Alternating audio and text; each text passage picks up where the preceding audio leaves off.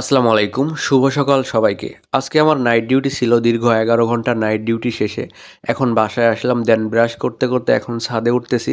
দেখে আসি আমার শখের ছাদ বাগানের কি অবস্থা। সকাল বিকাল অনেক যত্ন করার পরেও আমার ছাদ বাগানের গাছগুলো আস্তে আস্তে দুর্বল হয়ে পড়তেছে, বুঝতেছি না কি করব। অনেকের ছাদ বাগানের গাছগুলো দেখি অনেক কিউট, অনেক সুন্দর, বাট আমার ছাদ বাগানের গাছগুলো প্রথম অবস্থায় অনেক সুন্দর হয়ে ওঠে, দেন কিছুদিন পরে আবার দুর্বল হয়ে পড়ে। তো গাইস, এই সমস্যাগুলোর সমাধান আসলে কি?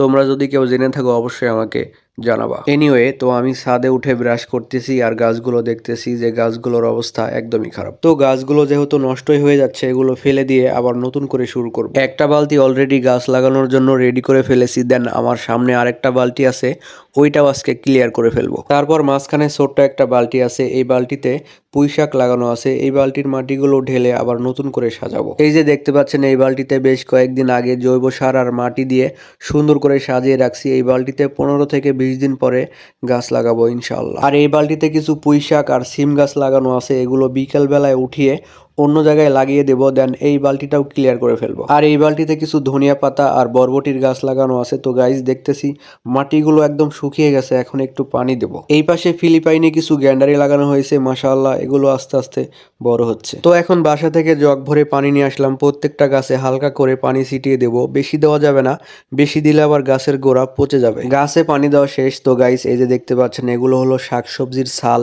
এগুলো বিকেলে বালতিতে ভরে জৈব সার তৈরি করব।